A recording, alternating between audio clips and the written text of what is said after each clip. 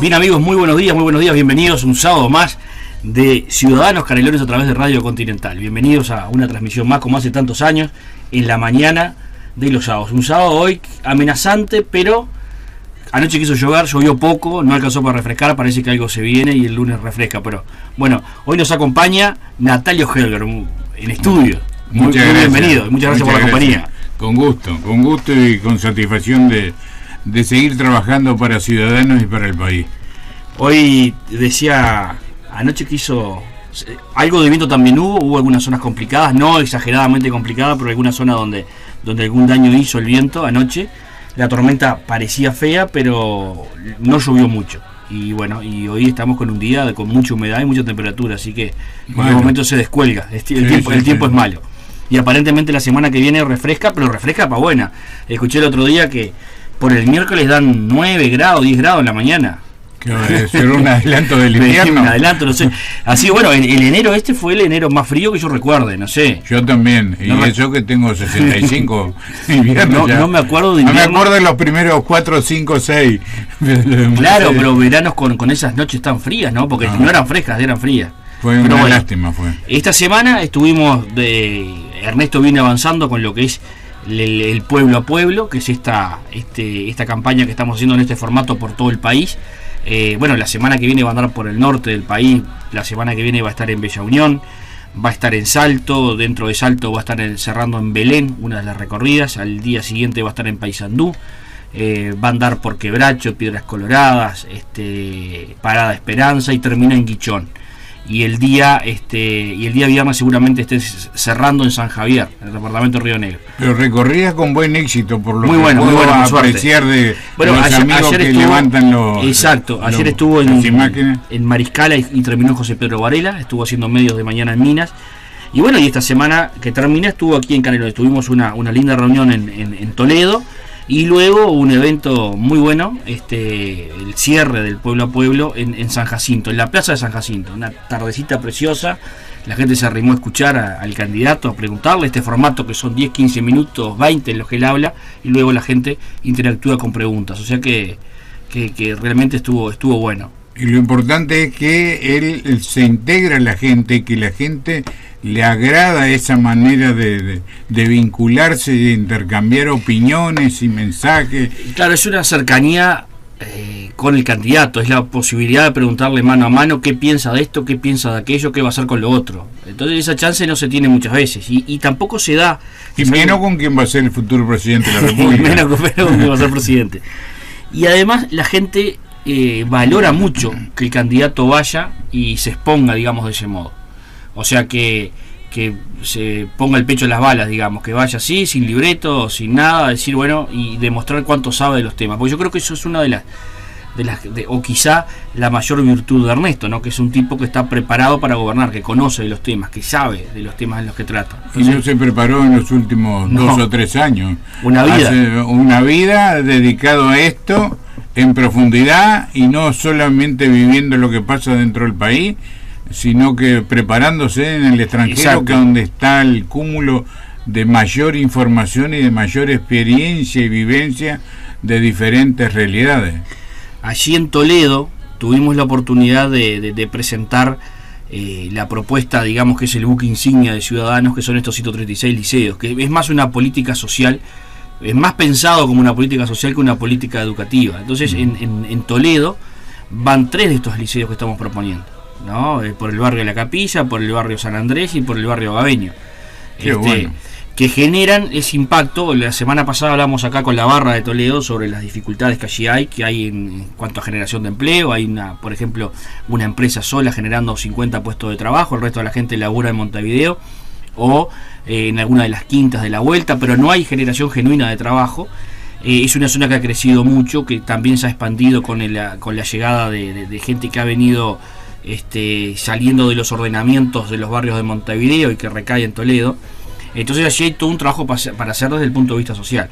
Y bueno, justamente los estudios indican que allí es necesario, para quebrar esa brecha de la que Ernesto habla y para poder integrar a más gente a la sociedad, van 3 liceos, o sea que habría un impacto muy fuerte en esa localidad. Después van 2 en Casarino, o sea, cerquita, que también es Toledo, ¿no? Está en el límite de Toledo y Suárez. Pero digo, en Toledo mismo, y bueno, comenzamos el otro día el abordaje de la posibilidad de comenzar a hablar de estos temas. Y en San Jacinto, que es una realidad diferente, un pueblo, ¿no? Colorado. Un pueblo colorado toda la vida, que nos encontramos con muchos colorados, mucha gente que apareció que hacía tiempo que no veíamos, ¿no? Tengo algunos saludos que te mandaron ahí, de esa reunión, y estuvo muy lindo, ¿no? Fue larga porque se extendió, la gente seguía preguntando, bueno, en un momento hubo que parar, pero quedaron incluso personas con ganas de preguntar alguna cosa más, pero se nos había hecho ya muy tarde, ¿no? Entonces estuvo buenísimo, allí en la plaza, una tardecita preciosa, los niños jugaban en las hamacas, no, todavía esas cosas que podemos vivir en algunos pueblos del país todavía, ¿no? Y ese formato ha andado muy bien, y es uno de los modos en los que estamos tratando de hacer conocer al candidato, ¿no? O sea que eso está muy bueno. Vamos a volver, seguramente creo que el 23 tenemos fecha en Canelones, pero bueno, la semana que viene es el norte del país, luego va a andar por Rocha, va a andar por Soriano, va a andar por San José. Y, de todas maneras, sí, a través del Facebook vos nos vas poniendo al tanto de... No, todo el mundo, si va siguiendo las redes, en Adrián Peña o en Ciudadanos Canelones, bueno, y ni que hablar las páginas de Ciudadanos Oficiales, allí está todo y se va viendo, incluso se pueden ver algunos fragmentos y siempre el resumen de lo que ha sido la recorrida, ¿no? Yo creo una cosita, sí, acá, si me permitís, que quiero hacer, claro, mencionar y solicitar. El tema de las redes sociales hoy está tan expandido, es tan conveniente, y tenemos una manera de ponernos al día en muchas cosas que no tenemos tiempo muchas veces en el día a día para recabar, o para escuchar una radio, para escuchar la televisión, para leer un diario. Bueno, los diarios prácticamente ya no se leen, sí, ¿no? Ya es todo digital. Sí, es todo digital.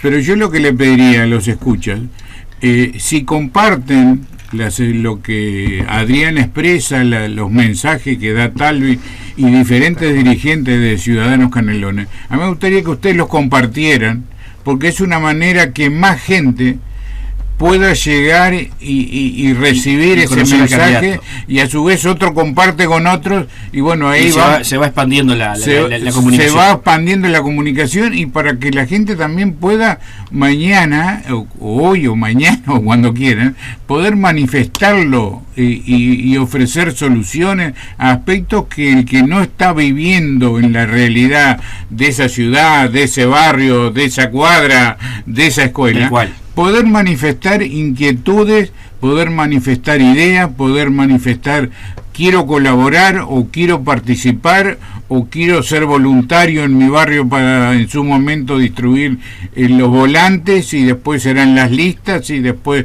participar de la elección interna, que es hoy en día la primera elección, pero es la más importante, porque ahí va a quedar demostrado el crecimiento del partido y la participación de Ciudadanos, que va a ser el primer sector del Partido Colorado, y como tal vamos a tener la responsabilidad de aglutinar y juntarnos con los otros sectores para que el Partido Colorado vuelva al gobierno. Sí, es una herramienta formidable la que tenemos hoy, aprovechémosla al máximo, ¿no? Ese será un poco un amargo bien amargo, sí, como la vida.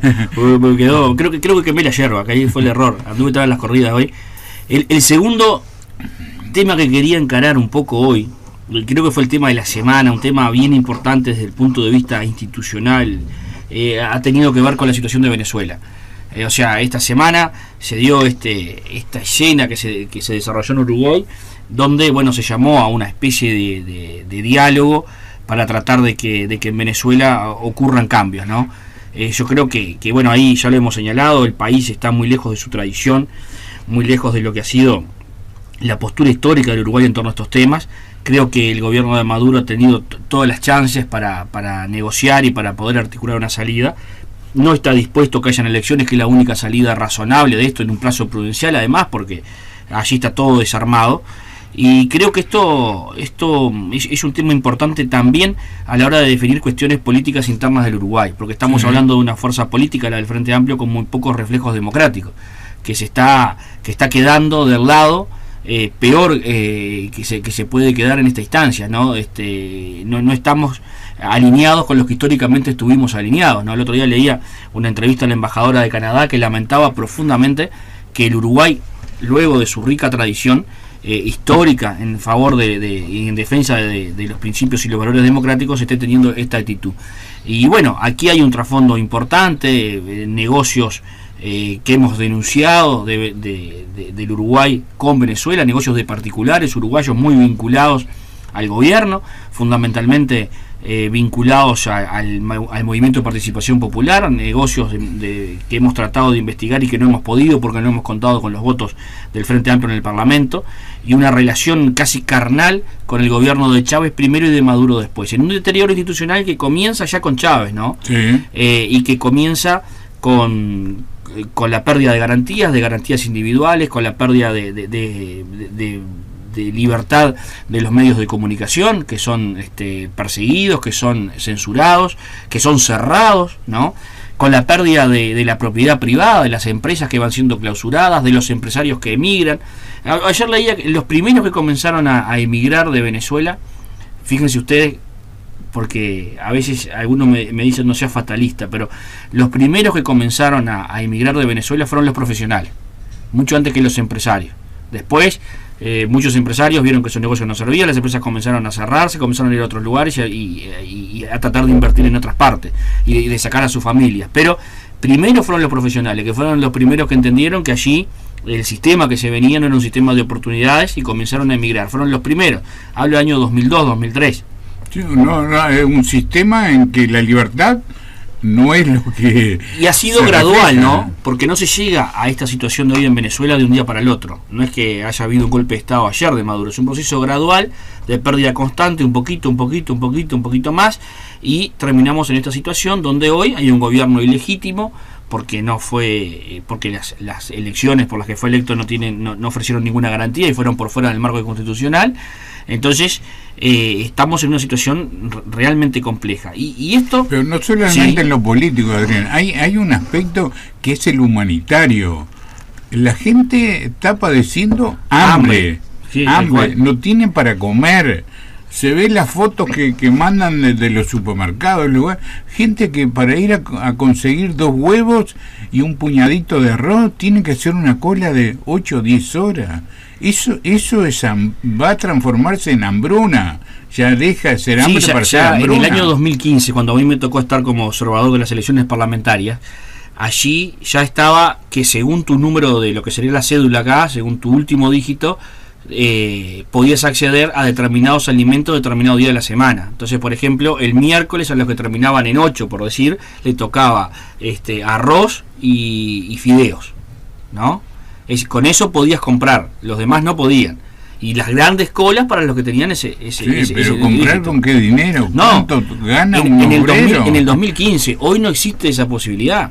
Hoy dependen de la asistencia, ¿no?, de las libretas de los alimentos que da el Estado, y ahí es donde generan la dependencia.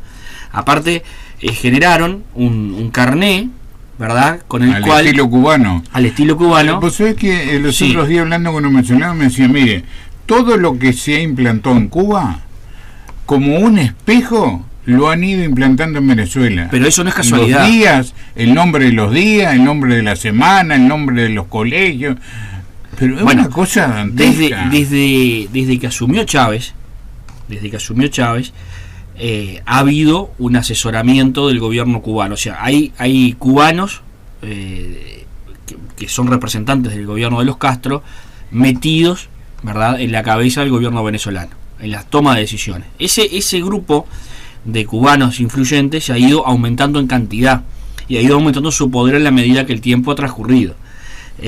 Por ejemplo, el SEBIN, que es el servicio de inteligencia por el cual el otro día agarraron a Guaidó en una ruta y lo llevaron preso un tiempo, unas horas, es un invento, es una especie de policía secreta, ¿no?, invento de los asesores cubanos, y ellos tienen un gran servicio, un gran sistema de inteligencia que controla todo el aparato estatal venezolano, al punto que es ahí donde ellos detectan rápidamente cuando algún militar, por ejemplo, está pensando en desertar, o los intentos de levantamiento que han habido en contra del régimen chavista han sido detectados por estos servicios. O sea, el sistema Porque esto hay que medirlo con esa perspectiva. Aquí lo que se está tratando de instalar es la famosa revolución que va a cambiar al hombre, que va como se trató de hacer en la URSS, como se trató de hacer en todos los países donde se trató de aplicar el comunismo. Y en todos los países que ha fracasado. En todos los países ha fracasado, es el mismo camino, pero el sistema es justamente ¿no?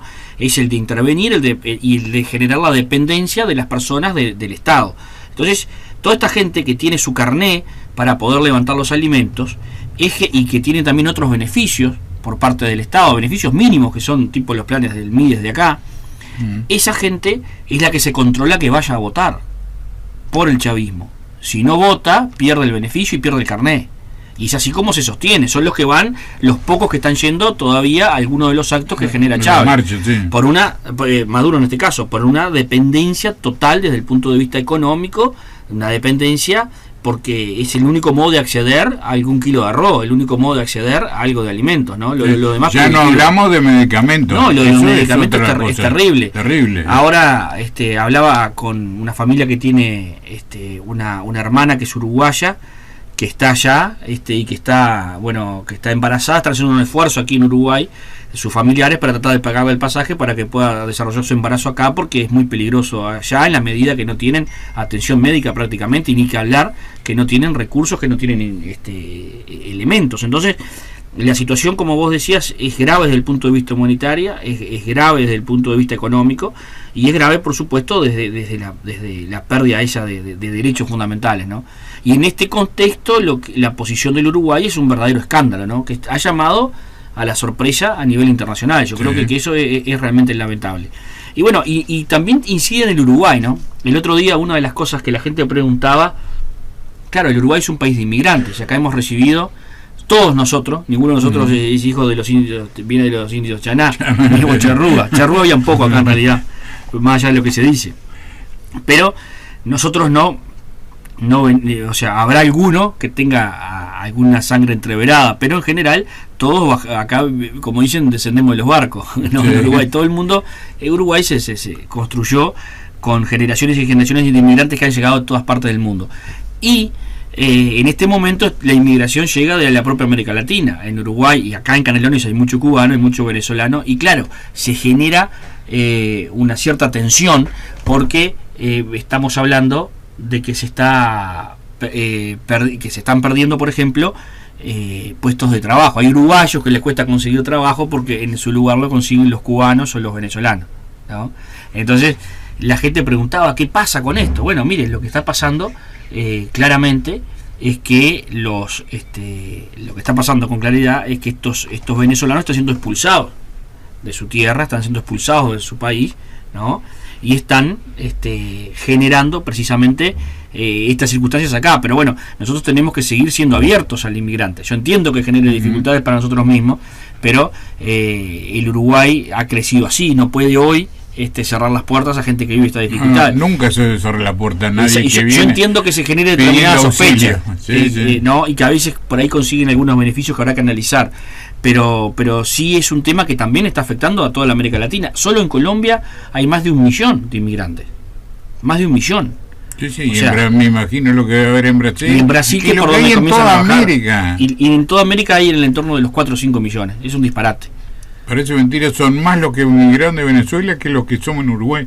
Sí, más de un Uruguay anda por ahí de venezolano, ¿no? Es impresionante. Así ahora, Uruguay, que en su momento agradeció a otros países porque podían alojar a uruguayos que tenían la necesidad o la obligación o la situación de emigrar, que lo recibieron, no puede decirle ahora, mire, usted no puede entrar, no, tenemos que darle la bienvenida, tenemos que buscar la manera de que estén lo mejor posible dentro de las obligaciones y cumpliendo con el orden legal y constitucional, y buscar la manera de poder proveer más trabajo para los uruguayos, que es inexorablemente generando puestos de trabajo tecnológicos. Hoy en día, pero no solamente enseñarle tecnológico a los jóvenes, no, a la gente de mayor edad hay que empezar a enseñarle para cumplir tareas mínimas. Yo miraba los otros días y decía, los puestos de los porteros en los edificios se están terminando. Sí, claro. Los puestos de los ascensoristas se están terminando. Los taximetristas están emigrando a otros tipos de aplicaciones. Sí, por supuesto. Y como eso, acaban de instalarse en Montevideo 2 tiendas que están manejadas exclusivamente por robots. Sí, tal cual. No hay un empleado. Bueno, a todos nos llega... Pero atrás, disculpa, atrás de ese robot hay alguien que está viendo si el robot funciona y cómo se implanta eso. Y algún día el robot también se rompe. Lo único que no hace el robot es comer. Y cómo armó el programa... todo el programa de inteligencia y cómo lo pueden mejorar, ¿no? Que ese es uno de los temas, ¿no? Pero está bueno para hablar de la segunda parte ahora, que vamos a hablar un poco más de trabajo. Tengo un saludo, dice: saludos prendido a la audición de Ciudadanos, Gerardo Sastre. Saludos para Gerardo. Estamos acá con mi hija Melissa y me pregunta qué va a pasar con el resto del liceo, como el de Suárez, que tiene problemas edilicios y falta de mantenimiento. Gracias, y a dar la pelea en las internas. Bueno, es un tema importante, el tema infraestructura. Lo hemos señalado acá. El Uruguay desde hace muchos años perdió la visión de largo plazo en lo que es la inversión en infraestructura. Se hacen cosas para inaugurar en el quinquenio y no cosas bien hechas. Yo hace poco lo manifesté. Y ahí nos cabe el ensayo a todos, ¿no? Porque desde la vuelta a la democracia en realidad las obras son de menor calidad. Entonces allí hay un debe importante. Ya estamos reparando los liceos que hicimos hace 15 años. Por decir, estamos reparando lo que hicimos hace 5, pero estamos sin duda reparando lo que hicimos hace 15 años. Entonces allí hay un gran problema cuando hay edificios.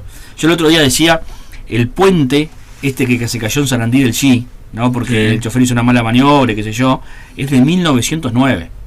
De 1909. Un siglo. O sea, 110 años tiene el puente y por allí estaba pasando toda la carga de hoy, de la forestación, de los camiones, y resisto. O sea, fue pensado.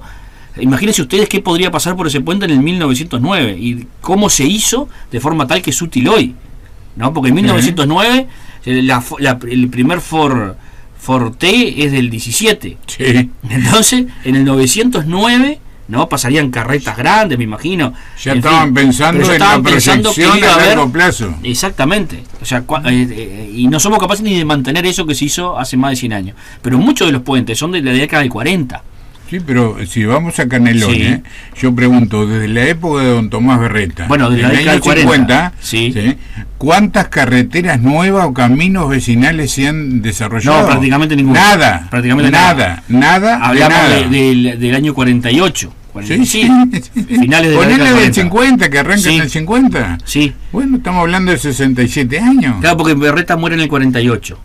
Pero ahí deja... cuando fue ministro de Transporte y Obras Públicas de Amézaga, del 42 al 48, y ahí hizo al 47, que es como asume como presidente, y ahí generó lo que hoy conocemos de Canelones, que comienzan, ¿verdad?, todas las rutas transversales, digamos. Pocos departamentos, ahí se nota la mano de Berreta en Canelones, pocos departamentos, o sea, las rutas nacionales importantes son, como en Canelones, la 5, la 6, la 7, la 8, ¿no? La interbalnearia, ¿no? Las que salen de Montevideo. Así pasan todos los departamentos. Pero nadie se imagina lo que fue Berreta. Yo en mi escritorio tengo la foto de mi familia, pero la foto que tengo, que me la regaló don Eugenio Capeche, y la foto de Tomás Berreta con la banda presidencial. Para mí, entre lo que he leído, lo que me han contado y lo que he vivido, yo no tengo duda que decir, era un visionario. Sin duda. Era un visionario. Y esa transversalidad, las rutas transversales esas, ¿no? Las que conocemos todos nosotros, la 74, la 75, la 81, todas esas. 33. La 33, la 69, la 63, la 67, todas son las que generaron el gran desarrollo de Canelones. Eso en otros departamentos no existe. No, y poder sacar la producción fundamentalmente de alimento. Claro. Acá no estamos hablando en aquella época de forestación. Supuesto. Y estamos hablando de 60 años atrás y esa visión de país, ¿no? Así que bueno, vamos a escuchar un temita musical para distender los oídos. Todos deseamos que la situación en Venezuela pronto se solucione. No va a ser fácil, pero nos vamos con este tema deseando que el pueblo venezolano tenga prontamente libertad. Amén.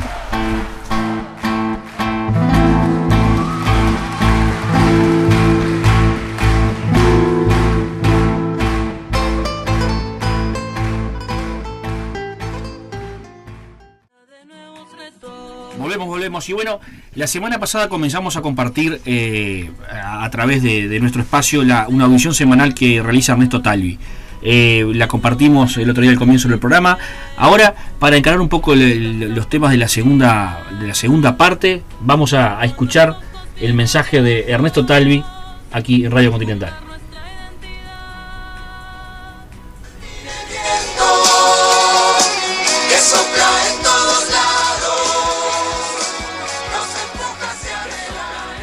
Les habla Ernesto Talvi y es un placer compartir con ustedes este espacio semanal Pensando en Voz Alta.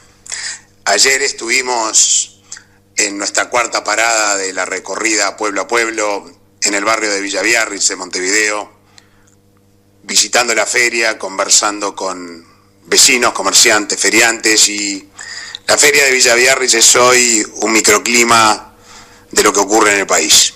Se cierran puestos de feria como en el país se cierran empresas, se achican puestos de feria como en el país se achican empresas y se pierden puestos de trabajo por la baja de las ventas. Estas dificultades económicas por las que está pasando el país tienen su origen en que el Uruguay tiene un problema muy serio de competitividad. Estamos carísimos en dólares para los argentinos y los brasileños, y el turismo no viene, y los costos de producción para el campo, para la cadena agroexportadora, son prohibitivamente altos. Tenemos al turismo y al campo, los dos grandes motores de la economía, completamente asfixiados, bajo agua. Y esta pérdida de competitividad, esta falta de competitividad del turismo y de nuestros sectores productivos, se debe a que fundamentalmente tenemos un gobierno de gastadores compulsivos, que gastan, no lo pueden evitar, está en su naturaleza. Y como gastan y los recursos que recaudan por concepto de impuestos y de tarifas de electricidad, de agua, de gas, de combustibles, no les alcanzan, entonces tienen que usar la tarjeta de crédito, salir a manguear, pedir prestado en dólares que luego venden en plaza para cambiarlos a pesos, lo que lleva a un dólar barato, a un peso caro y a una pérdida de competitividad de la producción nacional y del turismo.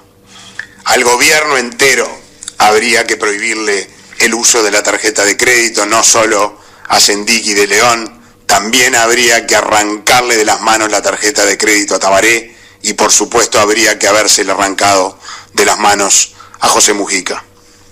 ¿Y saben cuál es el fardo que nos van a dejar estos gobiernos de gastadores convulsivos y adictos al crédito? $22.000 de deuda por trabajador.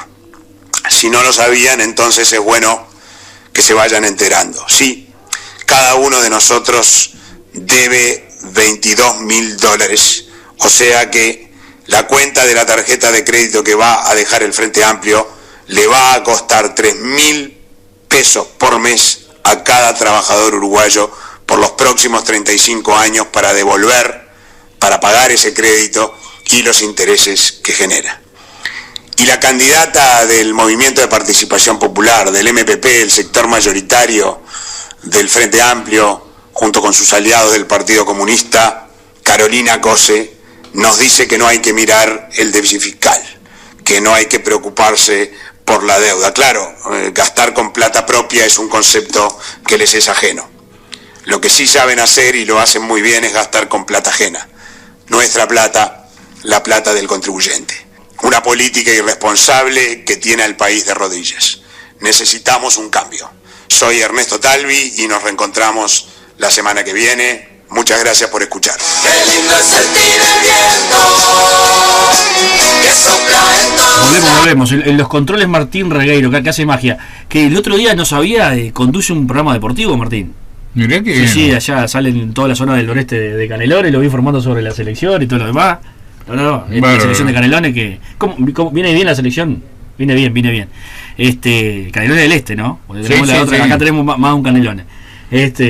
Y bueno, es periodista deportivo, recibido, aparte, hace poco recibido, pero no sabía que tenía un programa que sale por Vera TV y por el cable de Tala.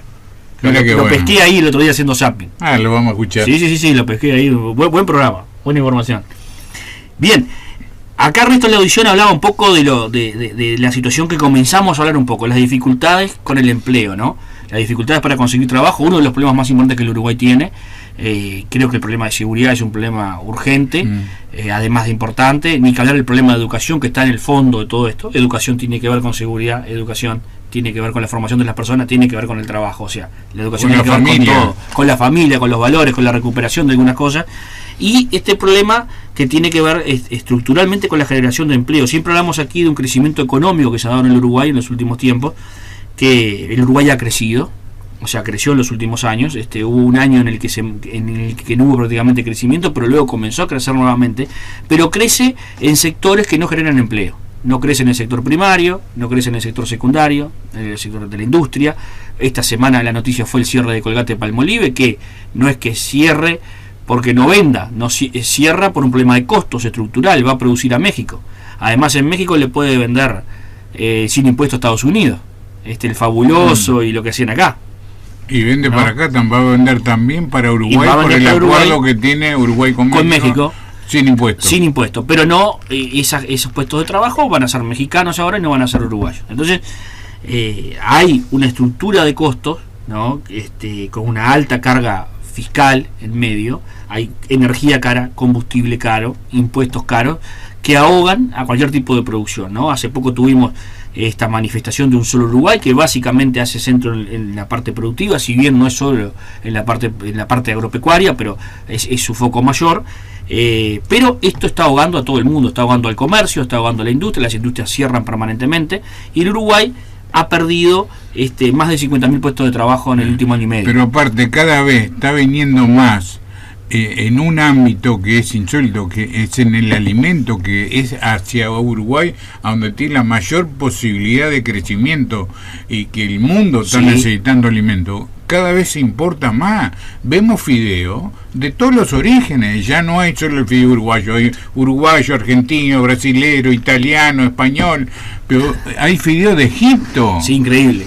O sea, hay fideo chino, ya no hay límite, y cada vez eso se va a ir expandiendo más en la medida que los costos, y ya no digo solo el costo laboral en Uruguay, sino el costo laboral más la sumatoria de costos, que es terrible, más los costos del transporte, más los impuestos que vienen por todos lados, los impuestos. Entonces no da para que entonces la gente opta por traer y consumir productos importados, porque en definitiva lo que la gente quiere es consumir. Tenemos la posibilidad de que la gente consuma todavía en Uruguay. No pasa como en Venezuela, que la gente no tiene dinero, no, acá lo tiene y lo gana, pero no puede consumir productos uruguayos por el alto costo que tiene. No, y el punto es que con esta lógica, donde los motores fundamentales que traccionan la economía, que son el agro y el turismo, están complicados, sobre todo también con un atraso cambiario importante que tenemos, que hace que los productos uruguayos no sean competitivos y que los servicios uruguayos no sean competitivos, en el caso del turismo.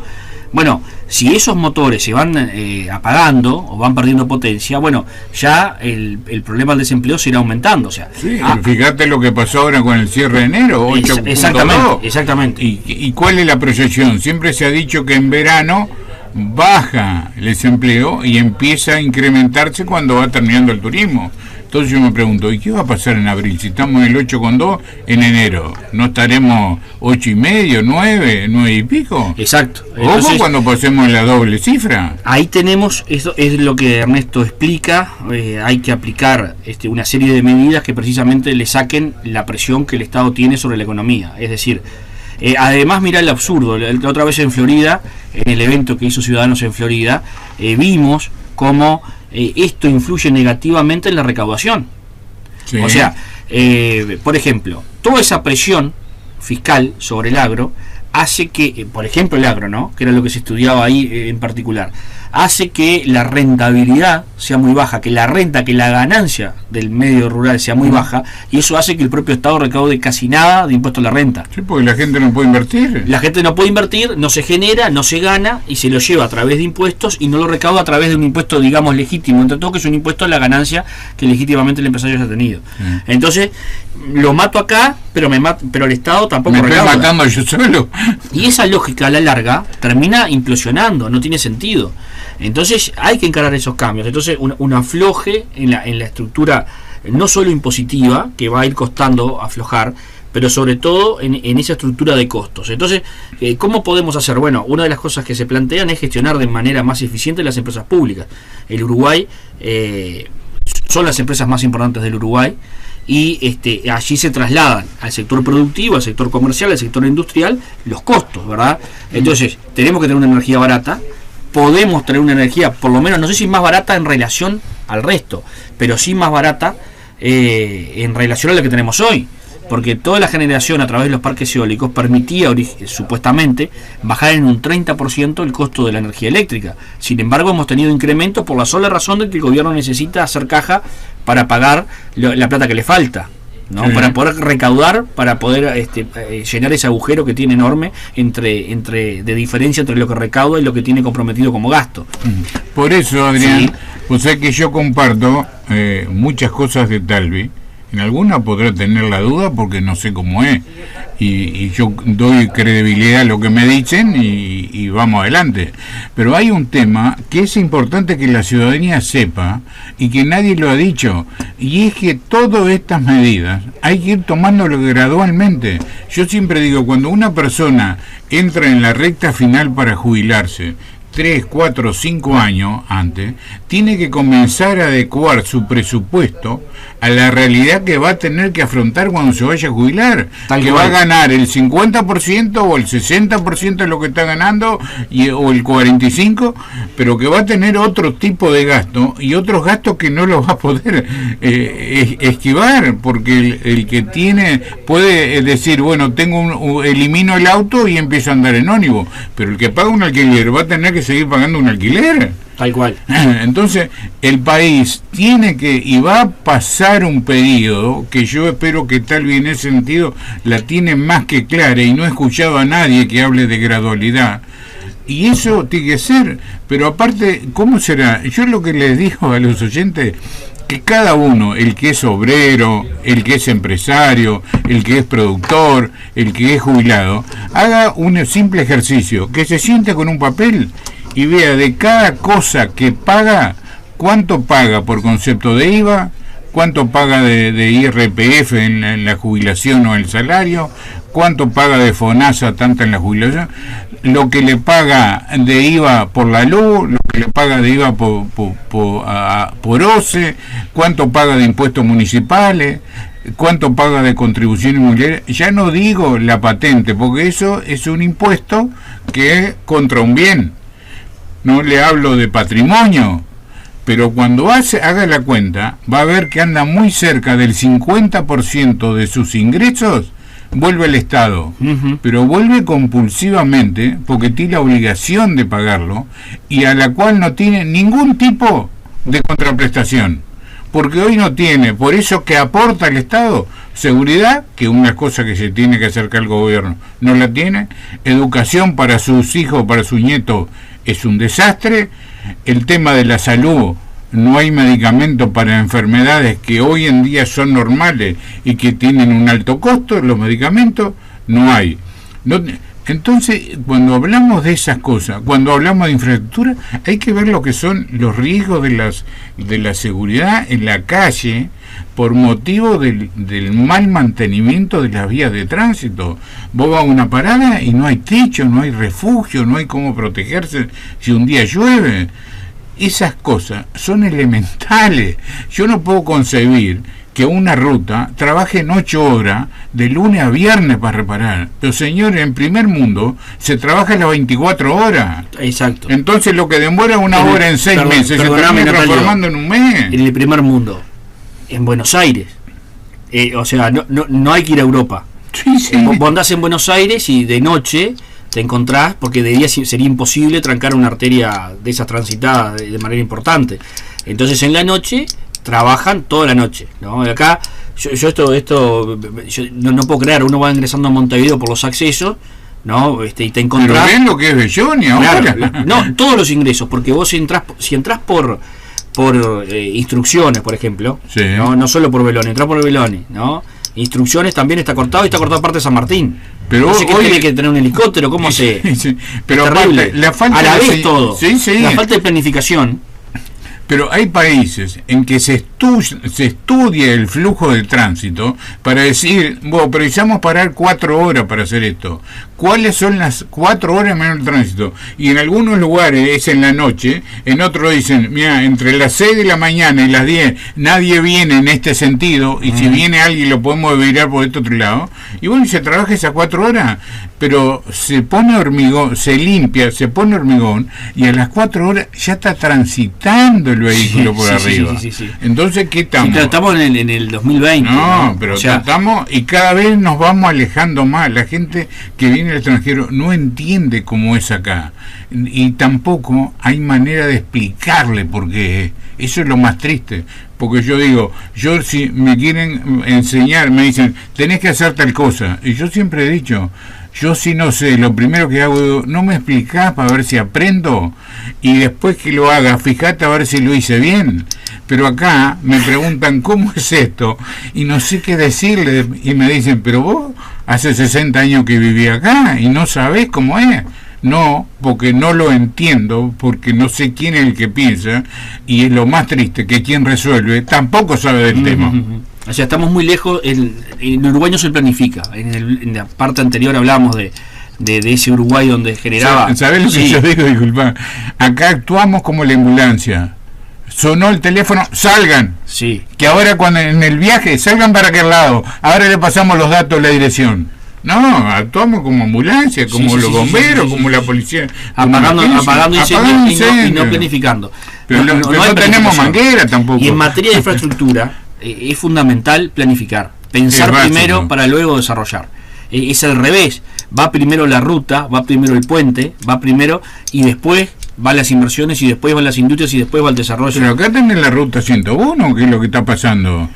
Todo lo que se quiso hacer con la industria, que vinieron y apostaron y se instalaron y algunas invirtieron fortuna, y resulta que ahora hace 6 meses que estamos tratando de ensanchar la ruta y va a tener para 6 meses más. Sí. Entonces cuando viene alguien extranjero, digo, ¿qué están haciendo acá? Recién ahora y nosotros hace 3 años que estamos instalados. Claro, o sea, eso no pasa y ya digo, uno ve, por ejemplo, el acceso un lunes a Montevideo por los accesos de Montevideo, ¿no? Ruta 5 y 1, y media calzada porque están haciendo obras. Están comenzando a armar las obras a las 8 de la mañana, que es la hora que comienza el movimiento fuerte de gente que va al trabajo, de las 7 y pico en adelante. Comienzan a trancar ahí, se arman cada embotellamiento. Y no puede ser la falta de planificación que hay en esto, pero eso pasa en las grandes líneas nacionales. Ahora, por ejemplo, nosotros estamos trabajando y siguiendo muy de cerca todo lo que tiene que ver con el famoso ferrocarril central. Nosotros hemos trabajado mucho, hemos escrito en torno al tema, hemos trabajado en torno a mucha información que hay en la materia, pero toda información extraoficial, porque el gobierno no nos ha informado de nada. Es un proyecto que involucra mínimo 5 gobiernos más, pero sin duda el próximo, el inmediato, que es el que va a tener que cerrar las cosas para que la planta se establezca en caso de que se establezca, y nadie sabe nada, nadie brinda información, nadie da señales de qué es lo que se está haciendo en cada una de las áreas. Pero como una de las contrapartidas más grandes que UPM exige es la del ferrocarril central, nosotros hemos estado trabajando en este aspecto, y hay un montón de irregularidades de todo punto de vista. No se respeta la ley de ordenamiento territorial, no están los permisos de INAMA, no están los permisos de la intendencia de cada lugar, o sea, ni los permisos ni de Montevideo, ni de Canelones, ni de Florida, ni de Durazno. No hay estudios de impacto ambiental en todo lo que tiene que ver con el desarrollo del ferrocarril. No está ni siquiera asegurada su rentabilidad, es decir, se busca un punto de equilibrio porque se habla de que va a trasladar 4 millones de toneladas, 2 millones las pondría UPM y 2 millones serían extra UPM. Pero esa línea, que es la paralela de Ruta 5, ¿no?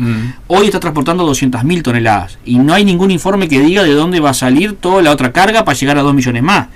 Entonces, como el número al que llegan de costo de la tonelada es en base a 4 millones, todo aquello que esté por debajo de los 4 millones es subsidio que el Estado, que la sociedad le va a dar a UPM. Sí. Entonces, ¿de dónde va a salir la carga para llegar a 4 millones? Imposible hoy en día. Es imposible, no existe qué ni cómo, menos aún con las preferencias que UPM va a tener en el manejo de la... Bueno, ya dijeron que el tren va a ser, los vagones van a ser Y la locomotora propiedad de UPM. Claro, se podría... Entonces, ¿con qué van a arrastrar las otras 2.000 toneladas? Se podría pensar en otra operadora que traslade ese. Hoy en día no hay nadie interesado en eso. Y no, porque además la carga... Porque nadie sabe cuál es el canon que va a tener que pagar para... Y la va a tener que transportar cuando no use UPM la vía. Entonces tampoco se va a poder comprometer con los clientes, porque le va a decir, bueno, cuando me quede la vía libre, ahí te llevo tu carga. Y cuando es, bueno, no sé, depende de lo que UPM haga. O sea, pero está todo en un oscurantismo enorme. O sea, acá ya hay una planta de UPM que se hizo, toda la gestión se hizo en el gobierno Colorado. Y todo fue transparente y todo se supo. Y fue aplicando la ley de zonas francas, ¿no? Y toda la legislación vigente al momento. No había excepcionalidad, no había nada diferente a lo que ya estaba previsto en la ley. Sí, debido a las normas, ya con conocimiento de todas las partes. Ahora acá se está haciendo una serie de acuerdos que están por fuera de lo que establece la reglamentación y la legislación nacional, que son acuerdos para que la empresa se pueda instalar, que van también en la cuestión laboral, por ejemplo, que yo quiero ver desde el punto de vista del principio de igualdad, porque si vos tenés una empresa, bueno, y te ocupan, sos uruguayo, tenés una empresa y te ocupan la planta, no tenés, fuiste, pero si sos UPM, aparentemente va a haber un convenio que le va a asegurar que no van a haber ocupaciones, ni que se va a trancar la producción. Entonces hay empresarios clase A y clase B. El derecho de igualdad no existe por la aplicación de esa normativa, de ese decreto. Y lo más triste que para los uruguayos, al palo. Para los extranjeros, vía libre. Entonces, ¿qué defendemos al uruguayo? Lo de UPM es la demostración más clara de que con el estado actual de las cosas, con esta legislación laboral como está hoy, con esta presión fiscal como está hoy, con esta carga en materia de costos como existe hoy, el tema de transporte es fundamental, cuesta mucho mover la mercadería acá, o sea, ya sabemos que cuesta que un contenedor llevarlo de Salto a Montevideo es tremendamente más caro que llevarlo a China, de Montevideo a China. Entonces, ¿pasa con la soja? Pasa con la soja. Entonces, lo que está pasando es que esto es la demostración clara de que el Uruguay no es competitivo. O sea, UPM viene si le dan toda esa serie de ventajas. Y esa serie de ventajas la precisaría cualquier empresario. Porque eso demuestra, sin todo esto no me es rentable entrarme en Uruguay. Y eso le pasa a cada empresa. Y es la empresa la generadora genuina de trabajo. Entonces yo creo que esto es lo que nos debe llamar la atención. El Uruguay, así como está planteado, no es viable, no es rentable para que vengan a instalarse al Uruguay. Vamos a escuchar un temita musical. Tenemos ahí cargado un tema. Estamos en carnaval. Anoche fueron noches de llamadas. Dos noches son ahora de llamadas. Ayer justo se cortó por la lluvia. Y se repite esta noche las comparsas que no pudieron. Falta todavía una parte. Mirá, faltan creo que 12 o 14 desfilar. Una fiesta popular sin duda. Sin lugar a dudas. Estoy contento en algún punto porque estamos recuperando la murga. La murga siempre fue crítica. Sí. Con todo el mundo. Bueno, el Partido Colorado fue el gobierno la mayor parte de la historia, por tanto fueron críticas con el gobierno de Colorado. Y está bien que así sea, tiene una función que cumplir. Y Luis Valle, me acuerdo, iba a los tablados. Me acuerdo. De leer, que iba a los tablados y que escuchaba las críticas hacia su propio gobierno. Y era algo natural y normal, ¿no? Luego la murga fue pasando básicamente a identificarse con el Frente Amplio en el Uruguay. Y en los primeros gobiernos se complicó, porque no había murgas que criticaran nada del gobierno, eran muy oficialistas, amarillistas diría alguno. Bueno, ya el año pasado, en los últimos años han ido apareciendo, y creo que hoy, cuando uno escucha y ve los diferentes cuplés, las diferentes presentaciones de las murgas, no todas, pero muchas, son críticas, no solo de los partidos tradicionales o de la política en general o de la cuestión de la sociedad en general, sino también de las cuestiones de gobierno. El caso más claro fue el de Agarrate Catalina, que fue el que más se conoció porque hace una crítica encendida a cambios postergados que había prometido el Frente Amplio. Pero no es solo la Catalina, hay una serie de murgas que uno ha ido escuchando y que están poniéndole el acento en aquellas cosas que como sociedad nos interpelan, que tenemos que ir cambiando y que es necesario que cambien. Entonces, bueno, también creo que como la colonización cultural del Frente Amplio había sido tan grande en los últimos años, ir recuperando esos espacios para todos y que no sean nicho de un solo partido es importante. Entonces, creo que también la sociedad, no nosotros, la sociedad está recuperando también un poco la murga, ¿no? Así que bueno, nos vamos con este temita y ya volvemos para el cierre del programa de hoy.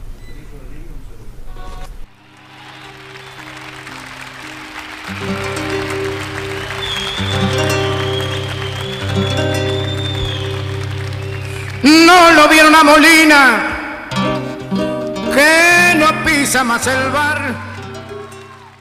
Seguimos en vivo, que nos quedan pocos minutos para compartir en esta mañana. Hoy es un día importante porque hoy es 9 de febrero y es un nuevo aniversario del golpe de Estado, del verdadero golpe de Estado, aquel que Amílcar Vasconcellos llamaba Febrero Amargo, ¿no? Sí. En aquel momento donde, bueno, se da todo el tema del pacto de Boy-Sonarza y además se da que la Armada se opone al resto. Las otras dos armas. Entonces, bueno, es un día particular, un día que tiene que ver con la democracia, o sea, con tratar de recordar que en un momento la perdimos y que hay que construirla todos los días. Y yo ayer fui muy crítico de una entrevista que le hacen a la ministra de Educación y Cultura, María Julia Muñoz, en la que destrata de un modo muy particular al candidato de la calle Pou, pero más allá de lo que puntualmente dice sobre la calle Pou, creo que hace una serie de consideraciones y de formas despectivas de hablar de aquellos que piensan distinto. O sea, el pensamiento único no se lleva con la democracia, no se lleva con un país donde estamos acostumbrados a, en armonía, plantear lo que pensamos de manera diferente, ¿no? Y creo que es una pésima señal, pero además que ingrese una ministra, o sea, alguien que ocupa el Poder Ejecutivo en la campaña política electoral, que no lo tiene prohibido, pero que ingrese la ministra de Educación y Cultura, ¿no? Con una pérdida total de valores, que es lo que más ha perdido el Uruguay en los últimos 10, 15 años. Yo creo que ahí hay una señal triste, digo yo. Sí, es un grado de intolerancia que no tiene ni fundamento y que debería ser preservado en primer término por ella. Es una falta de respeto ya no al candidato, sino a la propia sociedad, porque si vamos a manejarnos con esos criterios, bueno, la cultura la han dejado de lado el propio gobierno o la propia ministra. Pero tal cual, no puede ser. Es quien debe. Entonces apelemos a una campaña que yo sé que va a ser dura, que va a ser crispada, porque el Uruguay se está jugando mucho en la próxima campaña, pero es una campaña de respeto y de altura en los conceptos, ¿no? Y creo que entre la propia ministra de Educación y Cultura en ese escenario es realmente lamentable. Estamos en el horno, realmente en el horno. Creo que es tristísimo. Se nos terminó el tiempo, Natalio, muchas gracias seguiremos recorriendo el departamento. Es verdad. Seguramente esta noche estemos por Aguas Corrientes, porque allí hay un festival bien lindo, bien grande, el Festival del Agua en Aguas Corrientes. Y andaremos también recorriendo mañana el departamento, mañana domingo, y bueno, y así toda la semana. El miércoles andaré por Ciudad de la Costa en la mañana, organizando así unas cosas. Estamos abriendo nuestros locales, nuestros baluartes en todo el departamento de Canelones, así que hay que seguir metiendo. Estamos visitando en todo el departamento de los amigos para explicarle por qué estamos con Talvi, por qué estamos con la 1600 y por qué estamos acompañando a Adrián, como decíamos siempre. Hay que seguirle metiendo. Amigos, nos encontramos en vivo, como siempre, dentro de 7 días aquí a través de Radio Continental. Continuamos haciendo bollismo. En la página del ring, ni que hablar.